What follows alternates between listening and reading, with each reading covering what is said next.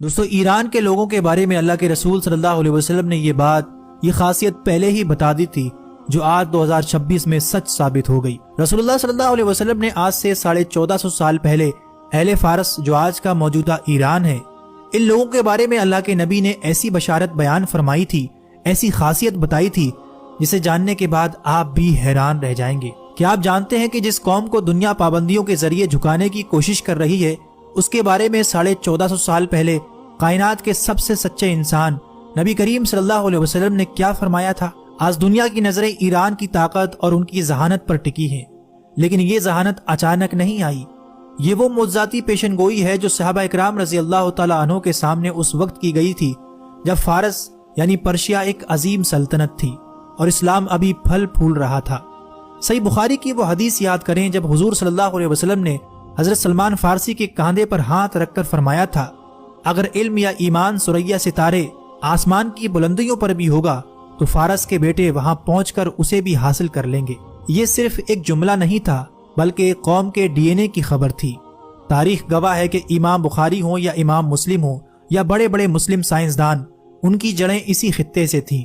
آج اگر Iran technology, missile programme اور ایٹمی سائنس میں دنیا کی آنکھوں میں آنکھیں ڈال کر کھڑا ہے تو یہ اسی علمی پیاس کا تسلسل ہے جس کی خبر میرے آقا صلی اللہ علیہ وسلم نے صدیوں پہلے دی تھی۔ یہ حدیث آج کے اس صورتحال کو بیان کرتی ہے کہ اس خطے کے لوگ ذہنی طور پر قوی اور ارادے کے پکے ہوں گے، لیکن بات صرف ذہانت تک محدود نہیں۔ نبی صلی اللہ علیہ وسلم کی پیشن گوئیوں کے مطابق قیامت کے قریب مشرق کے اسی خطے خراسان سے ایک ایسی فوج نکلے گی جس کا راستہ دنیا کی کوئی سپر پاور نہیں روک سکے گی۔ یہ وہ فوج ہوگی جو حق کے ساتھ لڑے گی اور اپنے جھنڈے لا کر بیت المقدس کے اوپر گاڑ دے گی۔ آج کے 2026 کے موجودہ ایران کے حالات دیکھیں اور جامعہ ترمذی کی اس حدیث کو سنیں۔ جب عربوں کے بارے میں کچھ آیات نازل ہوئیں تو آپ صلی اللہ علیہ وسلم سے پوچھا گیا اگر عربوں کو ہٹا دیا گیا تو ان کی جگہ کون آئے گا؟ آپ صلی اللہ علیہ وسلم نے حضرت سلمان فارسی کے کاندھوں پر ہاتھ مار کر فرمایا، یہ اور اس کی قوم۔ اور اس کے بعد آپ نے فرمایا کہ اگر علم ثریا ستارے پر بھی ہوتا تو اہل فارس میں سے کچھ لوگ وہاں پہنچ کر بھی اسے حاصل کر لیتے۔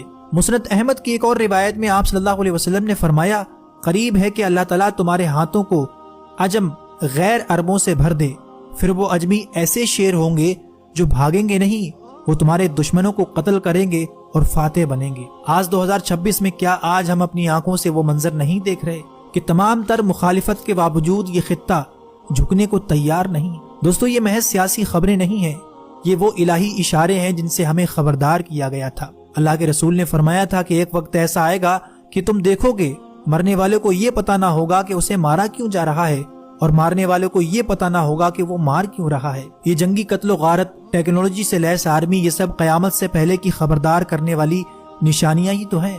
اللہ کے رسول نے اپنی امت کے ایک حصے کے بارے میں یہ بھی فرمایا تھا کہ میری امت کا ایک حصہ قیامت تک باطل سے لڑتا رہے گا اور ان کے مخالفین ان کا کچھ نہیں بگاڑ سکیں گے۔ کیا آج ہم اپنی آنکھوں سے وہ منظر نہیں دیکھ رہے؟ دوستو تاریخ کے اوراق پلٹ رہے ہیں اور نشانیاں ایک ایک کر کے ہماری آنکھوں کے سامنے حقیقت کا روپ لے رہی ہیں۔